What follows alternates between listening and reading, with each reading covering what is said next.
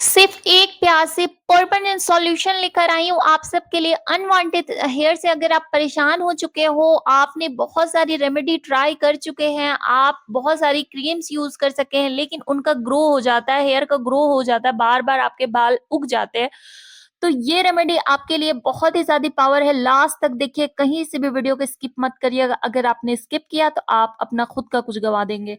बहुत ही ज़्यादा powerful remedy है ये, और दादी नानी के टाइम यही रेमेडी यूज़ की जाती थी। उसके लिए आपको कुछ भी नहीं करना है। एक ले लीजिए मीडियम साइज़ का प्याज़, मीडियम साइज़ के प्याज़ से आप बहुत ही आराम से दोनों हाथों में अप्लाई कर सकते हैं और उनके हेयर को हटा सकते हैं। तो मैंने यहाँ पे प्याज़ के 2 टुकड़े कर लिए हैं, उसके छिलटे ज़रूर उतारिएगा और उतारने के बाद उसे 2 टुकड़े कर लीजिए। आप यहाँ पे आपके पास ऑप्शन है, आप चाहें तो पीस लीजिए या फिर आप कद्दूकस कर लीजिए। लेकिन मैं यहाँ पे कद्दूकस करूँगी इसलिए क्योंकि प्याज़ ज़्यादा नहीं है, एक है। अगर मैं इसे जार में पीसती हूँ तो ये बिल्कुल जार पे चिपक जाएगी, और मैंने यहाँ पे कद्दूकस ही किया है ताकि मैं इसका जूस निकाल सकूँ।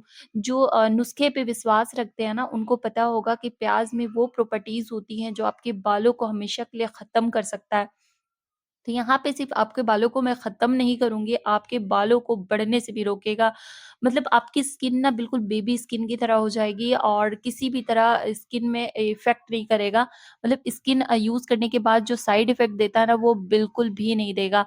जब आप महँगे-महँगे वैक्स करवाते हो सैलून में जाके, या फिर आप कोई लेज़र ट्रीटमेंट लेते हो, तो आपको सबसे बड़ी बात तो आपको पेन से गुज़रना पड़ता है। तो ये बिल्कुल पेनलेस है, इसमें आपको किसी तरह का कोई भी पेन नहीं होगा, लेकिन आपको फ़ायदे इसमें भर-भर के मिलेंगे, बहुत ही ज़्यादा फ़ायदे मिलेंगे।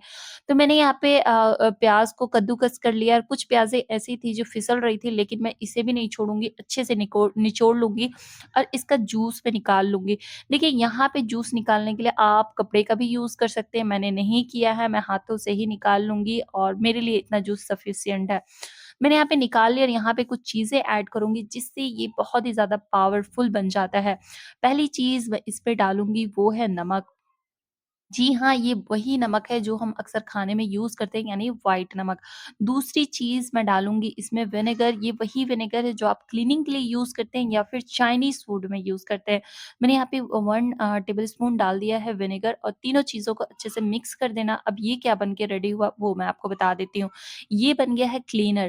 देखिए, जब भी आप मेकअप करते हो या फिर कोई भी स्टेप्स करते हो स्किन पे मेकअप के लिए, तो उसके जो पहले सबसे पहला स्टेप होता है वो है क्लीनिंग। बेहद ज़रूरी है। आप अगर हेयर रिमूव भी कर रहे हो, कोई क्रीम अप्लाई कर रहे हो ना, तो आप उसके लिए सबसे पहले क्लींज़र का इस्तेमाल करिए। स्किन में जो भी गंदगी होगी जो आपको दिखाई नहीं देती, वो सारी हट जाएगी, और डायरेक्ट वो जो आप रेमेडी बना रहे हो वो डायरेक्ट स्किन को जिस मकसद से बना रहे स्किन पे जाएगा और उसके बालों को कमज़ोर करेगा।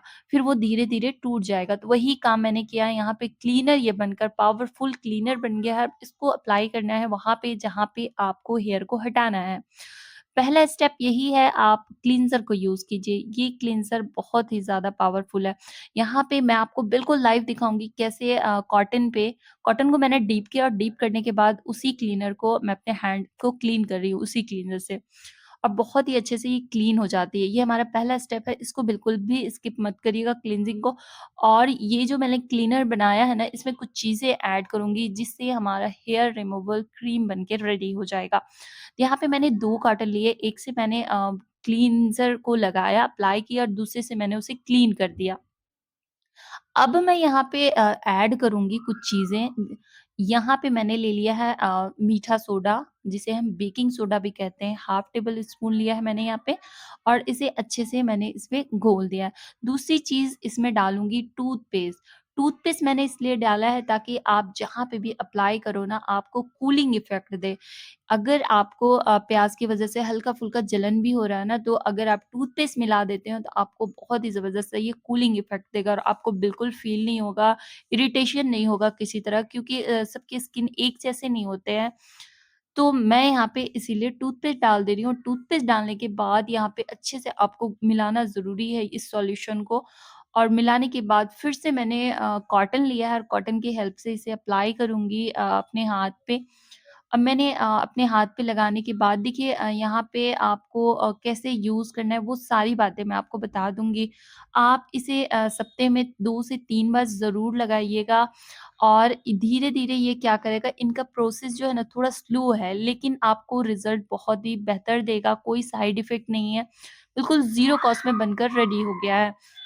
यहाँ पे अप्लाई करने के बाद इसको सूखने तक का वेट करना है। जब ये सूख जाए तो फिर आप इसे कॉटन को डीप कर लीजिए नॉर्मल पानी में और फिर आप इसका क्लीन कर लीजिए। फिर आप क्या देखोगे धीरे-धीरे जो है हमारे बाल जो है अनवांटेड बाल जो है वो धीरे-धीरे कमज़ोर हो रहे हैं और वो सारे झड़ जाएँगे। अब वो कभी भी लौट के नहीं आएँगे। यकीन मानिए आप इसे करके देखिए 30 डेज़ तक बहुत ही बेहतर आपको रिज़ल्ट मिलने वाला है। पिछले वीडियो में ढेर सारा प्यार देने के लिए आप सबों का बहुत-बहुत शुक्रिया। अगर हमारे चैनल पे आप नए आते हैं तो सब्सक्राइब कर लीजिएगा। लाइक करने में कोई भी कंजूसी नहीं करनी है। आप किस स्टेट से हैं वो भी मुझे कमेंट में बता दीजिएगा। दुआ में याद रखिएगा। तब तक के लिए टेक केयर। अल्लाह हाफ़िज़। बाय-बाय।